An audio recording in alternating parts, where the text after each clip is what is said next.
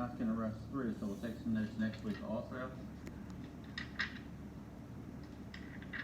And next week we'll try to do another lab as well. We'll talk about lab again in a couple minutes. So chapter 4, when you go through, it is on solutions.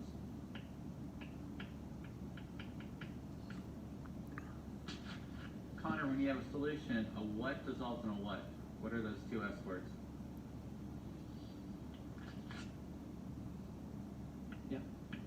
So a solute dissolves in a solvent.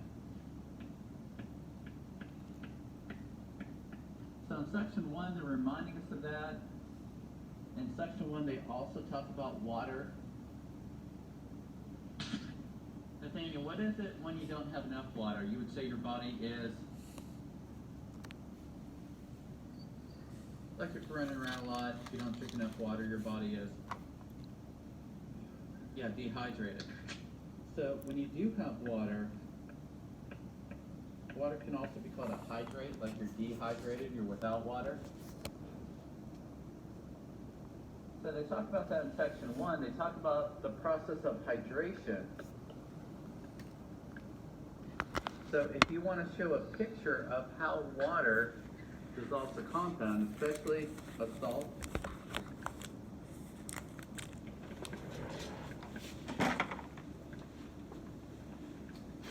we know salt with sodium chloride is ionic, so it doesn't bond to the water. But we learned in Chem 1 that water is polar. So because water is polar, it can attract the atoms in salt and help to break the bonds. So if you're asked on the quiz or test, show how water hydrates a compound or the hydration, or just how a solution forms, the water helps to separate the ionic compound.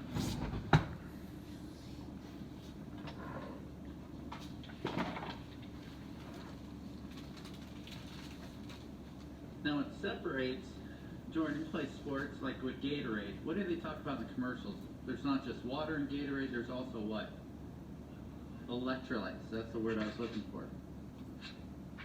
So section 2, they do talk about these electrolytes.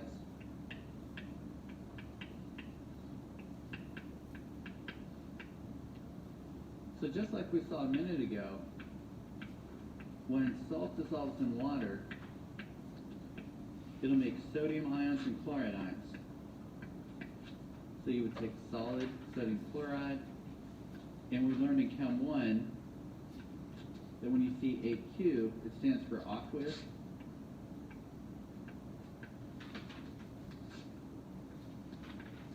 That just means that when they dissolve in water,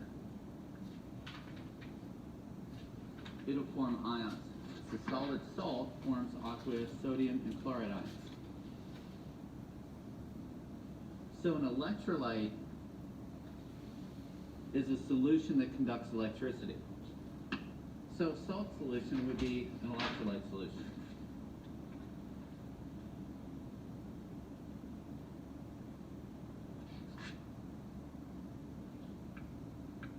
Another one that we had in Chem 1, we reacted baking soda with vinegar. Remember, watered down acetic acid would be vinegar.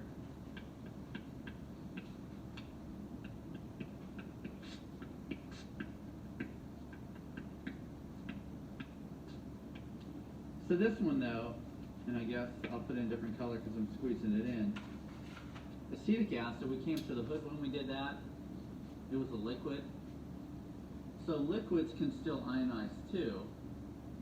And liquids can still make electrolyte solutions.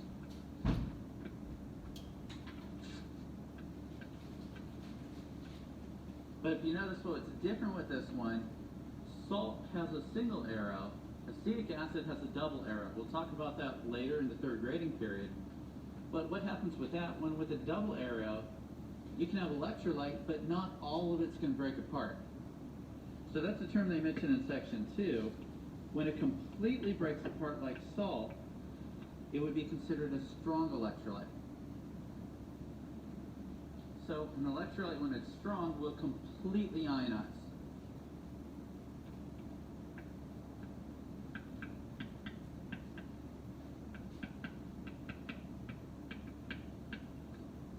They don't give it another fancy name to it, but a weak electrolyte, like acetic acid, will partially ionize.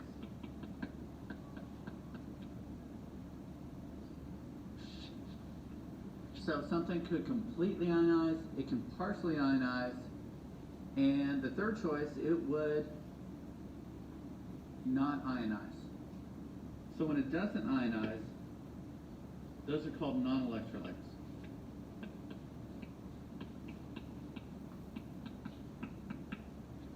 So when it's not an electrolyte, it still can dissolve, but it doesn't form ions. You know, those are generally the ones with covalent bonds. So if you would have sugar, like with glucose that you learned about in biology, hopefully no PTSD. But when you have glucose, you know, sugars can dissolve in water, but the sugars won't be as polar. They tend to have covalent bonds, not ionic bonds, so they're not going to get the charges, so that's why they don't conduct. So we're not going to do a whole lot with it right now, but you just have to know that a little bit for section 2. Another thing we might do with it, if I would ask you to draw these in 3 beakers, and I'm not going to squeeze it in this page, but if we draw these 3 things in 3 separate beakers, so if this is beaker 1, beaker 2, and beaker 3,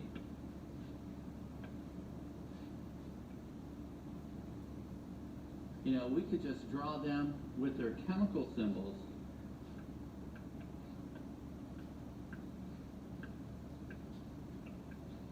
So when you have salt, it completely ionizes, all of it breaks apart. So if that one completely breaks apart, what's going to happen with the middle one? With the acetic acid, HC2H3O2. If it's weak, it will... Are all of them going to break apart? No. So they'll partially break apart.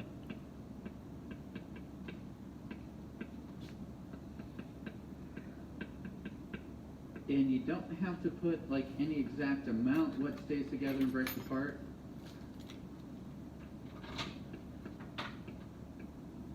But some of them need to stay together.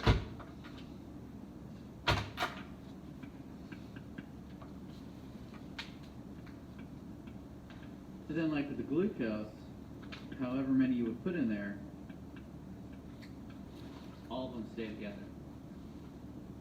So this is when it's strong, weak, or in non-electrolytes. The other thing you can do real quick, we can do this in symbol form.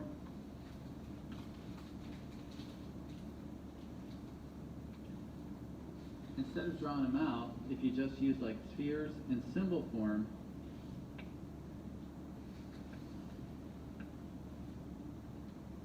all of them would be separate when it's strong.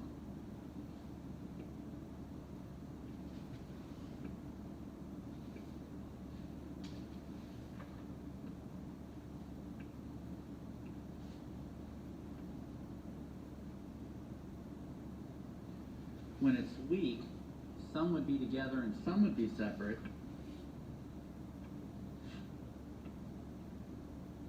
And then when it's a non-electrolyte, however many you'd want to draw. But when it's a non-electrolyte, all of them would be together. That generally does come up on the test, but it's not meant to be a hard thing. You just have to know what the 3 are. So we good with that? That comes up on the test? Wink, wink. So we're talking solutions, strong, weak, and non-electrolytes. Because you hear that in society, we hear that in our sports drink.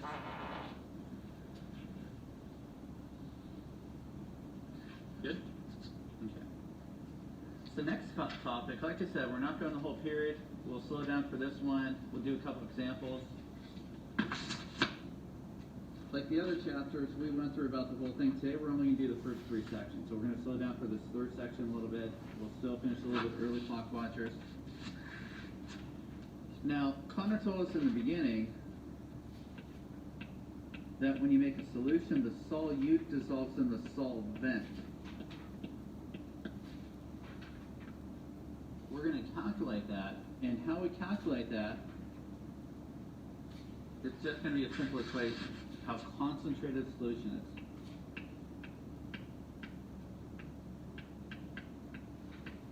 And we saw this in chapter 3, you're finishing up the group quiz, that when you use the periodic table, do all the elements have the same atomic mass? So we don't compare them in grams, we have to change them into, yep. So when we do this one, it's not going to be how many grams of solute, it's going to be moles of solute. Then we measure the solvent. In the SI system, it's more common, it's more proper to use liters without the prefix on it. So to figure out solution concentration, it's going to be moles of solute per liters of solvent. And we don't call this a crazy name because we're using moles, it's called molarity. We did this in chapter 13 in Chem 1.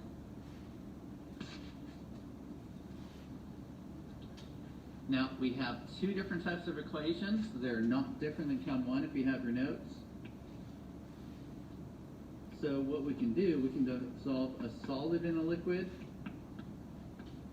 and a liquid in a liquid.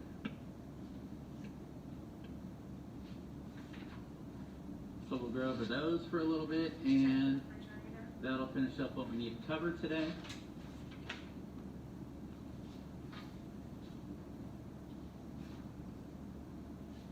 Good? Okay, so probably 3 examples. So the first one I might ask you,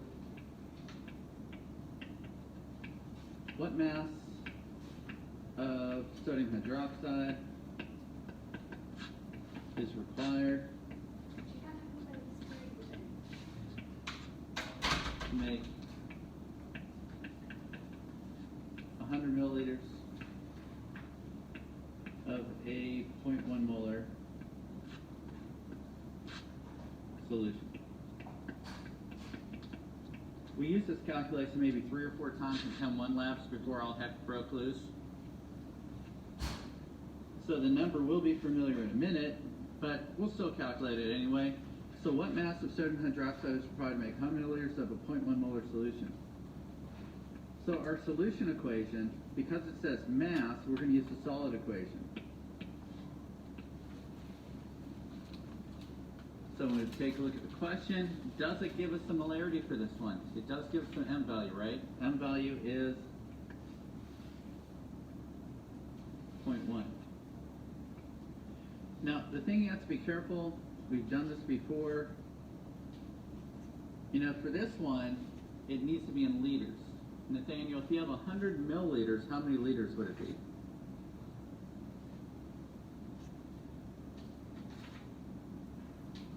Correct, because milli is a factor of 1,000.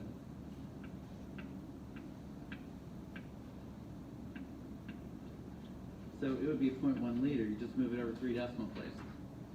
So this one, we don't know how much solute we have. We don't know how much sodium hydroxide. So that's our X value. We go back to just simple algebra. So if you solve this one, X would equal 0.01 moles. Jordan, do we measure moles with our triple beam balances? No, we have to change it into, yep. So to change it into grams, we just add that extra step.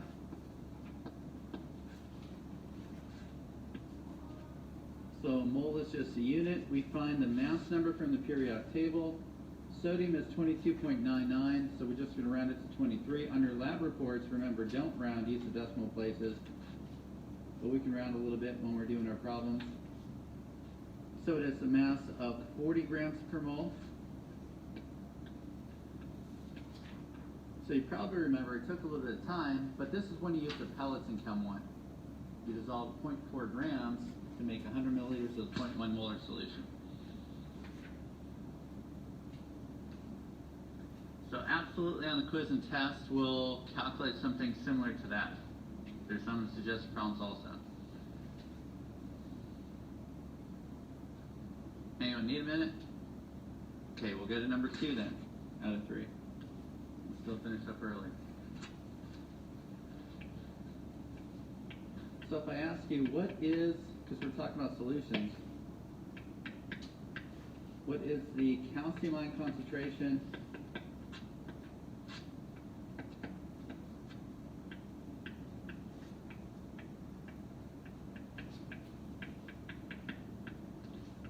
and bromide ion concentration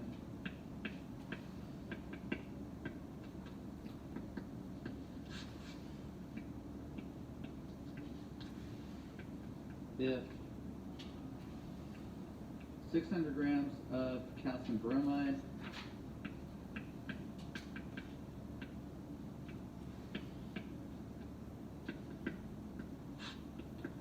is dissolved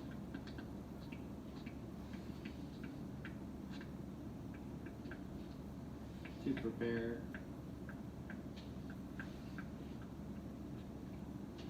500 milliliters of solution.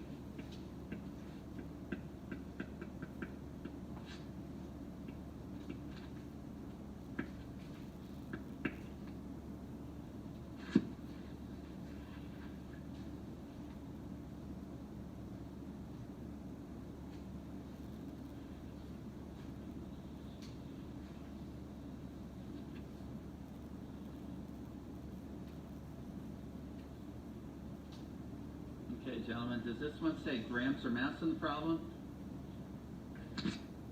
So we're going to use the same equation. So you just have to think of which equation we're using. So this one is still a solid and a liquid. Nathaniel, we'll stick with you. You did such an awesome job. 500 milliliters would be how many liters? Yep, 0.5. So for this one, you know, we want to find the concentration. So for this one, we're solving for M. You just have to figure out what you're solving for. The only thing though, it says 600 grams of calcium bromide. We need the mole number. So just like Jordan told us before, we use the periodic table. So if we look it up, 600 grams. We don't want grams, we want to change it into moles. Now, when it's in words, you will have this in the problems or on the quiz or on the test. When it's words, it's not automatically just CABR. We need to use the charges. Because when we look up there, calcium is not +1, calcium is +2. And bromine's -1, so the formula for this one would be CABR2. So if we add this up, calcium is 40.08, bromine is 80, but we have two of them. So I just made up this example, but I like easy mental math. So if you add up, 160 plus 40, that'd be 200. And I can do 600 divided by 200 most days in my head. The answer would be 3. So if we solve this one,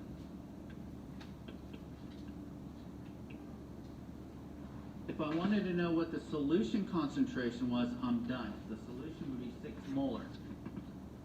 But when I solve this one, it asks what's the calcium, what's the bromide, right? So real quick, you don't necessarily have to write this out, but it goes back to notes earlier in the period. When solid calcium bromide dissolves in water, it makes 1 aqueous calcium ion, and it makes 2 bromide ions. So because molarity is in moles, we can use mole ratio like we learned in Chem 1.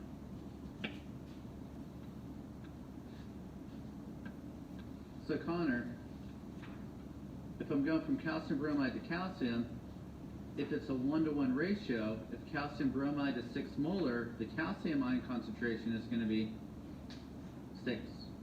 It stays the same. The reason why we do this,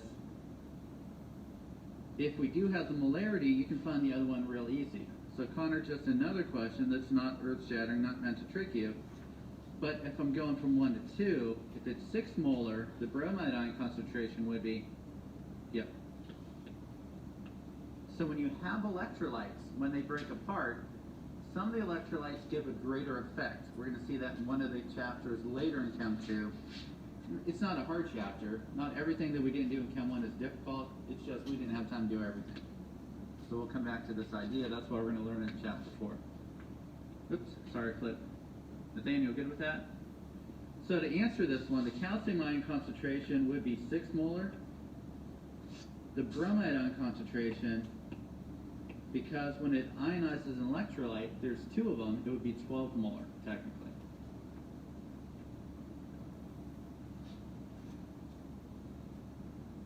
So that will come up. Questions on that? Ready for the last one? Okay, last one we'll finish with the easy one. It's when you have a liquid in a liquid. This is also when we diluted.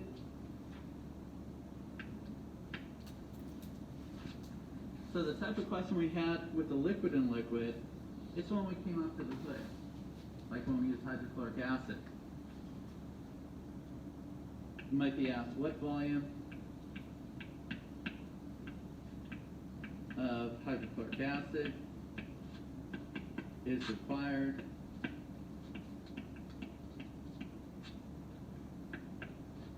to dilute 12 molar hydrochloric acid to 100 milliliters of 0.1 molar HCl. So the liquid in the liquid equation, you don't use the periodic table at all, it's just a ratio where M1V1 equals M2V2. So to solve this one, we don't know how much 12 molar to use, but we want to weaken it to 0.1 molar in 100 milliliters.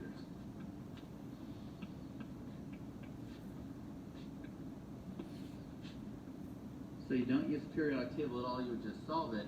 That's when we came up to the hood and we estimated with the little inaccurate disposable pipettes. Remember, you drew up there into the pipette 0.83 milliliters, and then you diluted it up to 100 line, the 100 line in the graduated cylinder. So liquid and liquid's a lot easier. There will be a couple of those also. So questions right now? Okay, the other thing that we need to do, and we still have like 22 minutes, we're not taking notes on it, so we're not too far behind in labs, and I've given you a break on it. That way we don't have to do a lot of things remote. That's why we're trying to rock and roll and do a lot of some of the notes in class a couple days we meet. So the next lab you're going to do on your remote days is going to be a virtual lab. So I'm going to post it as soon as we finish talking. So what you're going to do is a solution simulation. So instead of making solutions yourself, you're just going to click through and they'll have the steps. So what you need to define for lab number 3, define a solution. You know, it's in the book. You can use the book definition. Basically, it's a mixture where solute dissolves in a solvent. Or you can just look it up, the formal book definition. So your introduction, our purpose is to prepare solutions through the simulation. So define solution also, and that's your purpose statement, that we want to prepare solutions. The other thing you're going to have in your introduction, besides your purpose statement, the second term you're going to worry about is concentration. I mean, grammar's not the greatest, we've established that, but in your introduction paragraph also includes something like concentration may be used to measure solutions. Concentration is measured in molarity, where molarity is defined as the moles of solute per liters of solvent.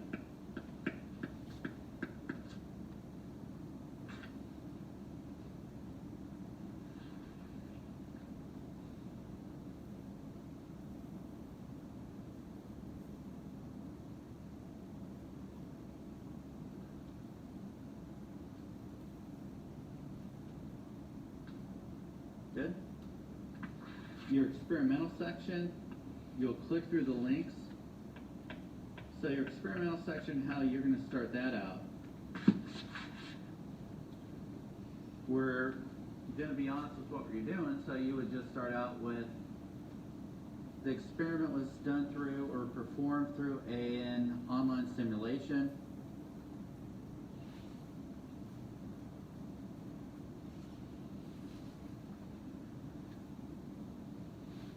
And since you're doing this in your lab notebook, I want you to copy the link. It's not like big and gigantic, but do copy the link that I'm going to post in Classroom. So include the link to it, like if any other reader in the future would want to see it.